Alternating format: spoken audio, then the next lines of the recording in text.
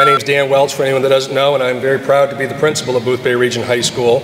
And today we took part in a very special event to honor Maine veterans and all veterans for their service to our country. So first, I would like to thank all the servicemen and women here today for all of their service to our country.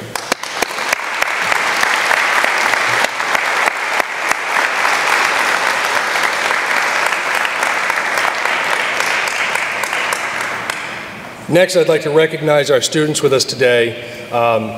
These students, and I'm going to talk some more about what we've done today, but they dedicated a day that they could have been off, and they're probably tired of hearing me say this because it's at least the third time, but I believe it and I believe strongly in it. They could have been home in bed, they could have been playing video games, they could have been doing many things, but instead they got up on a cold, dreary fall day to honor our veterans and to give their time in service, and that is remarkable in this day and age, so thank you, students.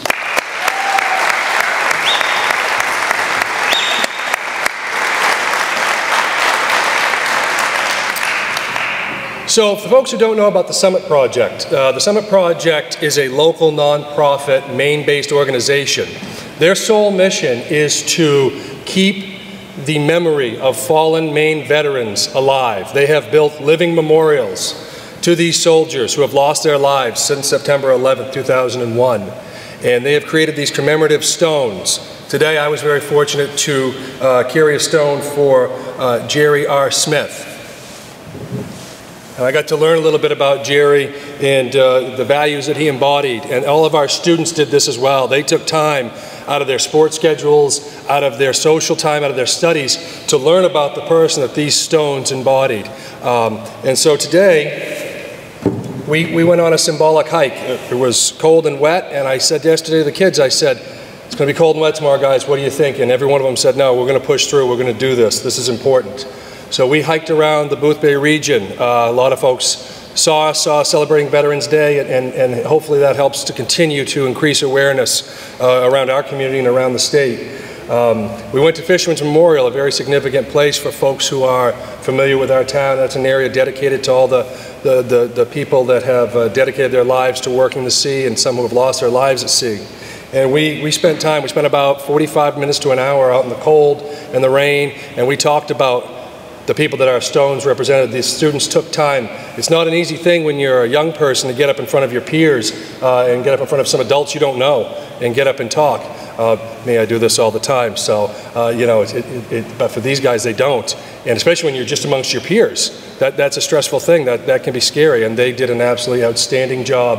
I have no doubt that the people they represented were watching down today and saw that and felt enormous pride and gratitude.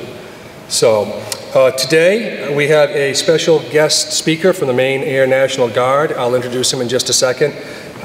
Just a few logistics. After our guest speaker, our students are going to stand up and they're going to tell you who they represented today, and then they're going to put their stones in this case. And this case is going to stay in our library for the next month. And what that is going to do, I hope, is that as other students walk by and community members walk by and they look in and they say, well, who is that? What is that stone? Why is that there? Who is that for? That they're going to take some time and get on the Summit Project's website, and they're going to learn about those people, and they're going to keep their spirit alive. That's what we call education with a capital E. Education happens within these walls every day, but today it really took place outside amongst the community, and I have no doubt that it will be memorable for the students, as I know it has been for myself. For any of you veterans or anybody that rode the trolley up today, just logistically, there will be a school bus available after our presentation today. Please feel free to jump on that. It's going to go back down to the Boothbay Harbor Town Office.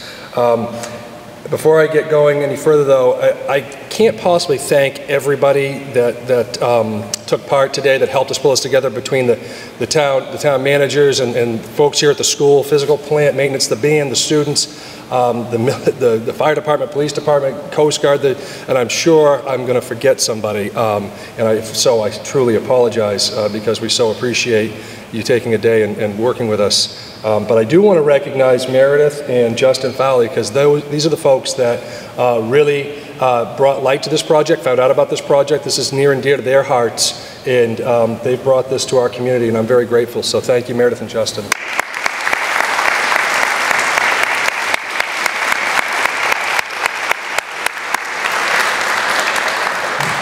Our guest speaker today is Major Devin T. Robinson. He is the Public Affairs Officer for the Maine Air National Guard and Director of Marketing for the Maine Veterans Homes. He is originally from Berwick, Maine, and a graduate of Sea Coast Christian School in South Berwick. He has a Bachelor of Arts in Communication from Cedarville College, as well as a Master's in Business. He served on active duty in the Air Force for 4 years. During that time, he was the International Information Officer for the Air Force One of Special Investigations. He was a keyboard player and band director for the Air Force band Tops in Blue. And he was the Deputy Media Relations Officer for Air Force One and the Presidential Airlift Command.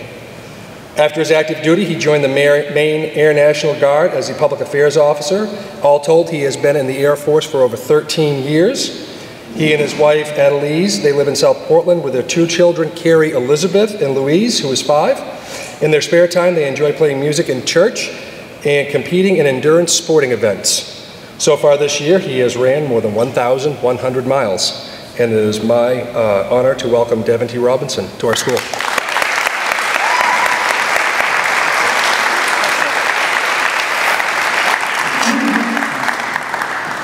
Thank you very much. I'm so appreciative of the opportunity to get to spend a little bit of time with you here today.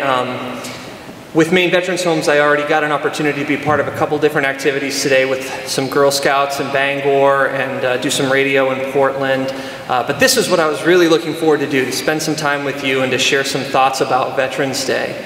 I'm reminded as I look at my speech, as I look at my notes ahead of time, of a quote that I heard from Harrison Ford from Star Wars when asked about George Lucas as a scriptwriter.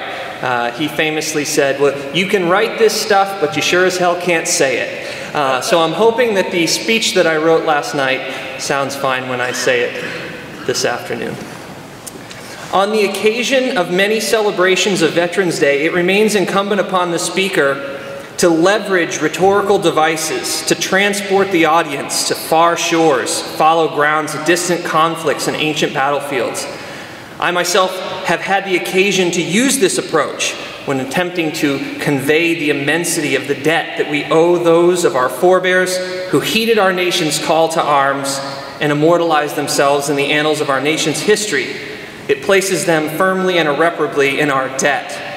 However, on this particular Veterans Day, at this particular time and in this venue, I would maintain that there is no more perfect personification of these ideals of service and sacrifice than the stories we're about to hear. Stories of those unsung heroes who gave the last full measure of their devotion. Theirs was a final ultimate sacrifice, and in so doing they joined the ranks of more than 1.5 million men and women who have laid down their lives in service to our nation. So instead of attempting to inspire with old stories of famous Maine military legends, I'll leave those names unspoken in these halls, confident that elsewhere in the state they'll be remembered today. And instead, we choose to turn our thoughts to the stones that will occupy that case. It is a far greater responsibility that we undertake here today, for if we don't speak these names today, of all days, who will remember these people? So we speak their names and we remember their sacrifice. We'll leave the telling of large tales for other days. In the seeds of its infancy, Veterans Day, as we now know it, was conceived by Congress as a day to set aside and honor veterans of World War I.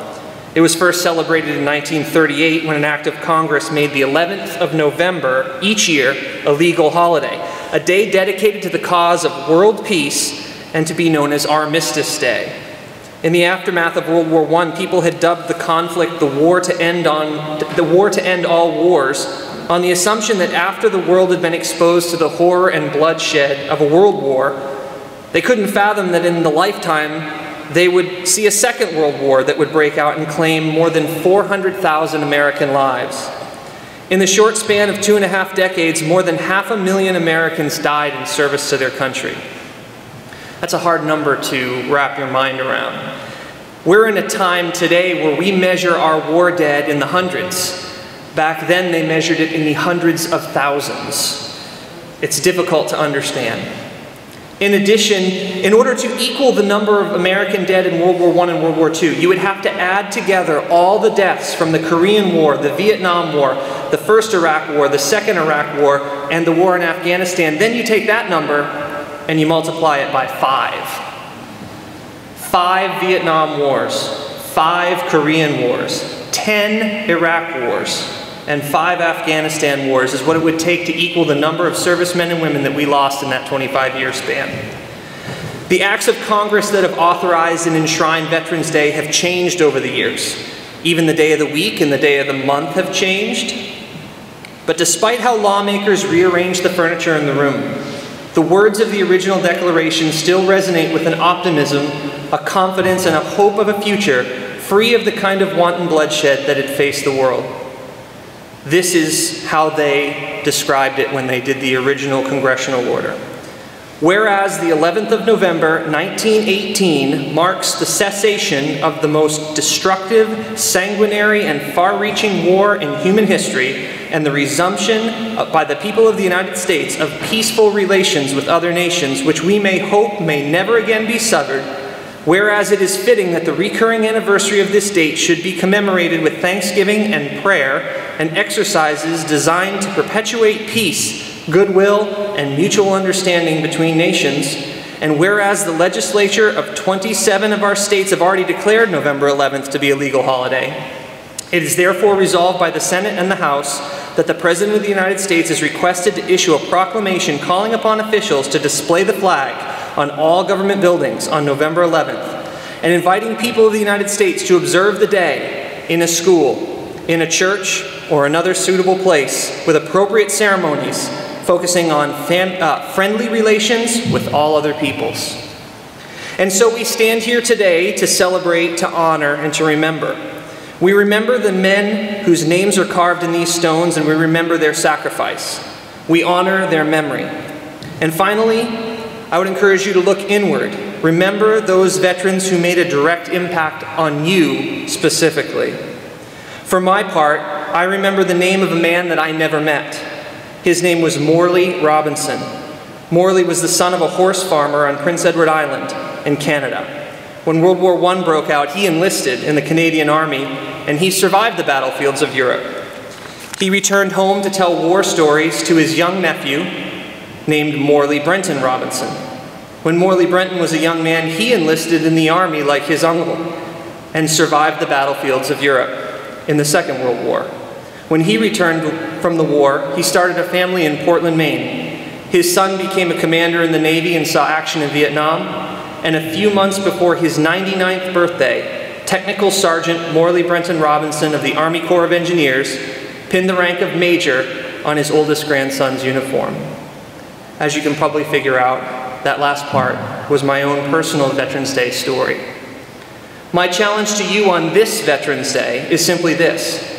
What is your Veterans Day memory? Do you have someone in your life that you can honor on this day? If not, I would recommend that you make it a goal before this year is out to connect with a veteran. Start building some memories so that when next Veterans Day rolls around, you'll be able to put a face next to the date on the calendar. If you need help in knowing where to look out to try and find veterans, the veteran service organizations are a great place to start. Maine Veterans Homes has 6 facilities across the state, and we're always looking for volunteers as well. I encourage you to reach out. So in closing, I wanted to share with you a familiar poem by a Canadian military officer by the name of Lieutenant Colonel John McCrae. You may have heard this before. In Flanders fields the poppies blow between the crosses row on row that mark our place, and in the sky the larks, still bravely singing, fly scarce heard amid the guns below. We are the dead, short days ago we lived, felt dawn, saw sunset glow, love and were loved, and now we lie in Flanders fields. Take up our quarrel with the foe, to you from failing hands we throw the torch, be yours to hold it high. If ye break faith with us who die, we shall not sleep though poppies grow in Flanders fields. Thank you so much for the opportunity to be with you today.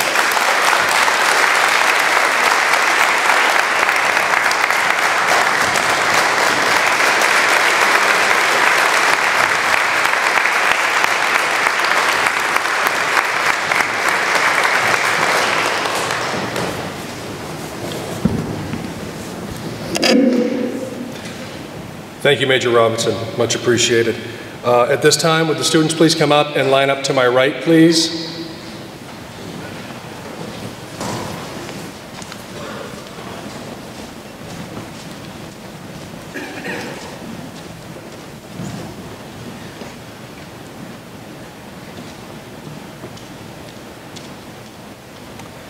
So in a few cases, you're going to hear a student saying not necessarily a name, but they carry what's called a theme stone: sacrifice, service, honor, words that we all try to live by, but the folks that we talked about today lived by each and every day. And they told us what they thought that those words meant in honor of Veterans Day and in light of Veterans Day.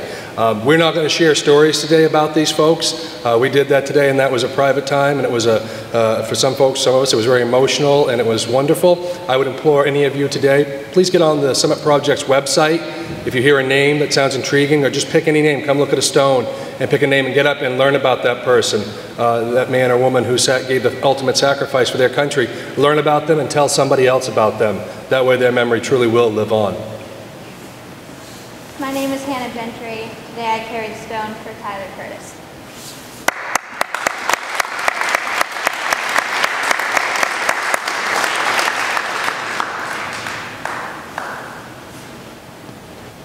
My name is Allison Barber, and I carry the stone of sacrifice.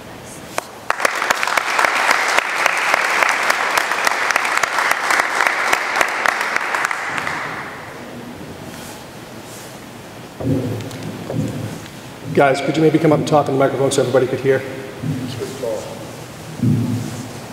Use the microphone.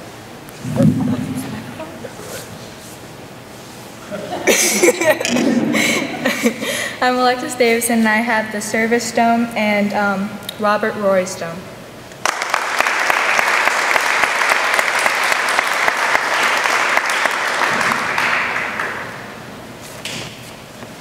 I'm Emma Hutchton, and I carry the stone of Joel House.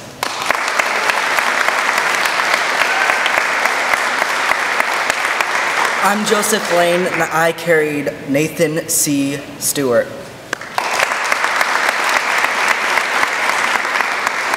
I'm Lexi Lane, and I carried Blair Emery.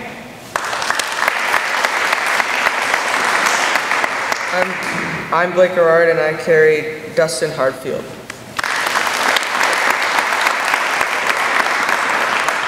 My name is Annie Lynn McCusick, and I carried the Community Stone.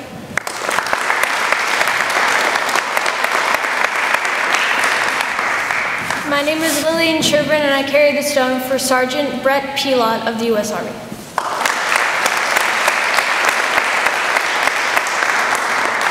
My name is Anna Baum, and I carry the stone for Robert Kluge.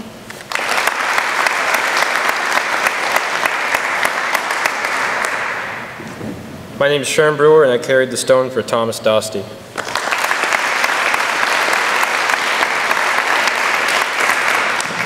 My name is John Lucas, and I carried the duty stone.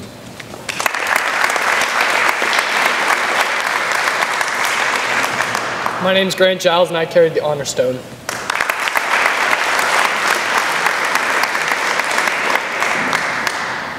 My name is Gabriel Piran, and I carry the stone of Jordan Burshu.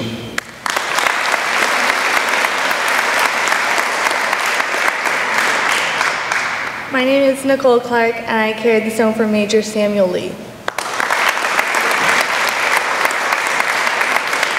My name is Faith Bluthen, and I carry the stone for Dale Kelly. My name is Hunter Arsenault, and I carried the stone for Andrew Small.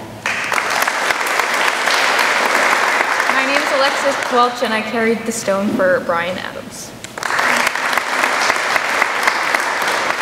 My name is Hannah Morley, and I carried the stone for Wade A. Slack, a specialist in the United States Army.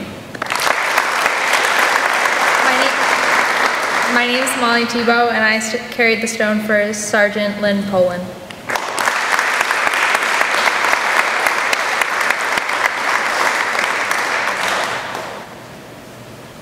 And as I said, I carried the stone today for Jerry R. Smith.